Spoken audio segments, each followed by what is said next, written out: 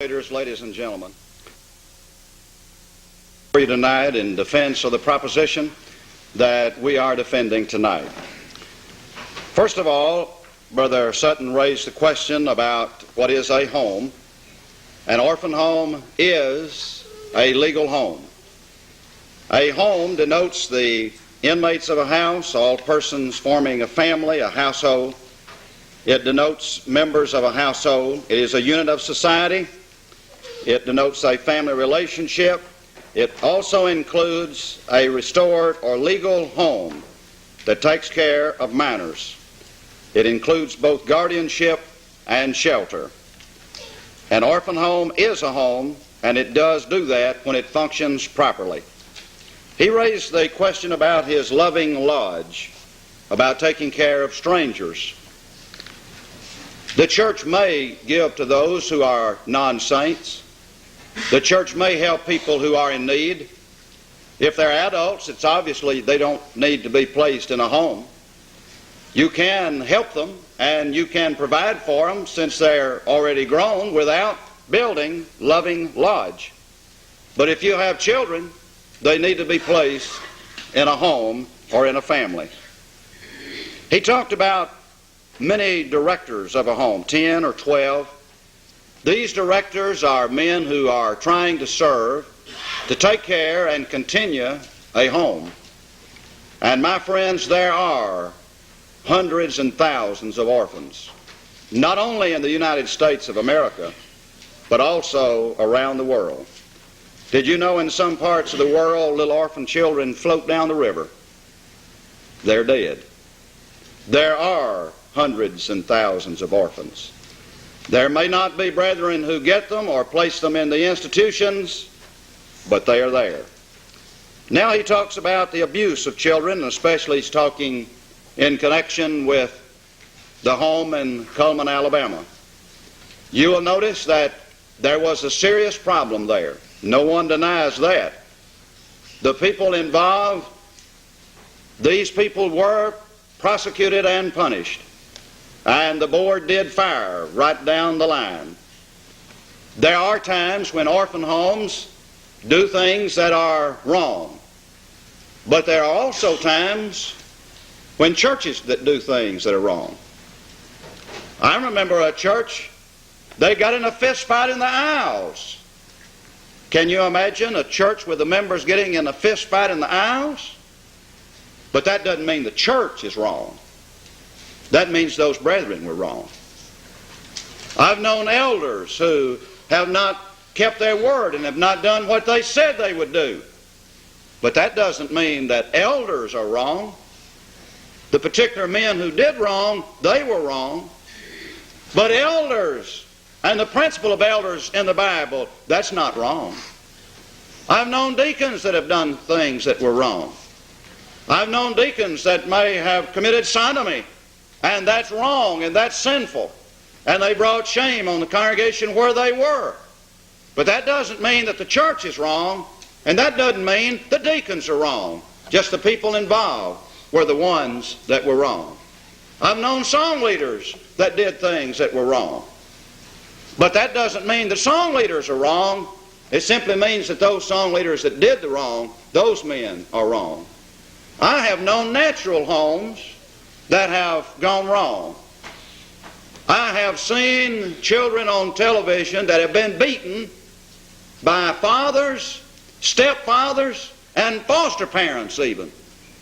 And you see these children beaten on television, child abuse, child battering, and they'll show the pictures to you. That's wrong. Does that mean that the natural home is wrong?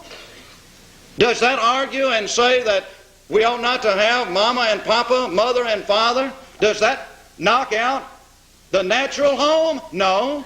It means that some homes do wrong, but not all homes are wrong. And so his argument falls because it is incorrect.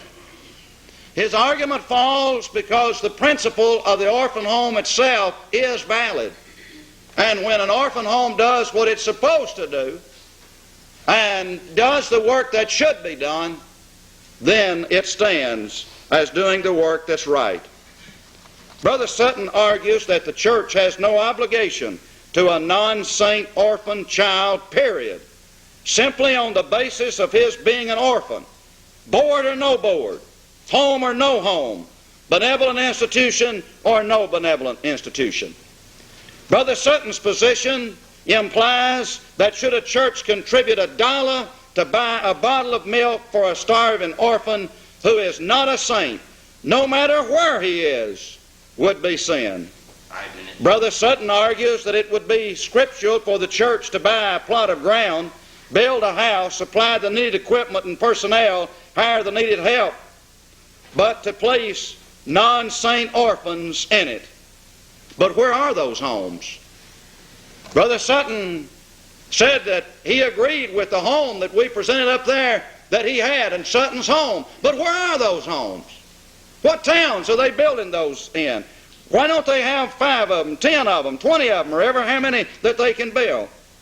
Brother Sutton allows the church to act upon the authority of Ephesians 5:19, which is individual action, singing. We have a right to sing in the congregation. Individual action, but it applies to the church.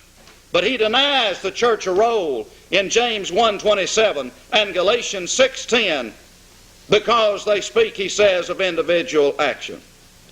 Brother Sutton agrees that the needs of an orphan child cannot be adequately met without his having or being a part of some kind of organization like Sutton's home. Yet he cannot see that that involves an institution other than the church in child care. Brother Sutton believes that the church can provide and oversee as elders a home. But he will not admit the state forbids it without another organization. And his position would place the elders in a position of providing entertainment and medical attention. Brother Sutton argues that the church cannot contribute to or provide what they cannot oversee, but will contribute and make provision for the needs of a private, needy home, which they do not oversee.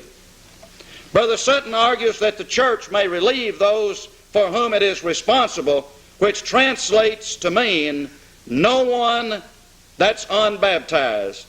Brother Sutton says God did not give the responsibility to care for orphans to a board of directors who solicit funds from churches, but he would allow the same board to do the same job if the solicitation for money came for just individuals. When Brother Sutton debates the Christian church, he says individual pronouns refers to church action. But when debating on orphan homes, he says it means individual action exclusively. Brother Sutton does not believe James 1:27 authorizes the church to act. But Brent Nell says it does, and I'll take Brent Nell on that. Brother Sutton argues that the individual pronouns indicate individual action exclusively, and the Christian church people use the same arguments to say it authorizes the solo in Ephesians 5:19 and 1 Corinthians chapter 14.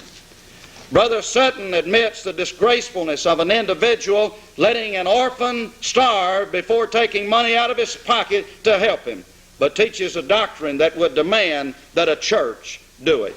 Let's look at chart number 50, please.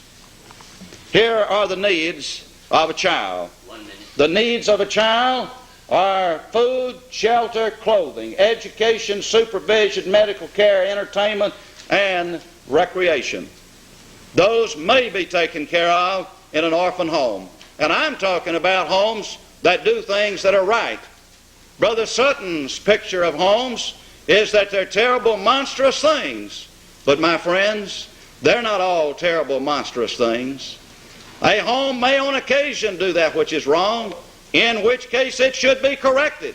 But when it does what is right, then it's taking care of an orphan child. Let's have number 52. Here is a church that may give to a home that's in need. The original home, mother and father and children if they need it. That home may be lost. That home may be restored. And that child needs a home. Psalm 68:6, God setteth the solitary in families. Children need to be taken care of in homes, Ephesians 6:4. And the church may help. 1 Timothy 5:16 teaches that the church may help widows. And widows and orphans are part of pure religion.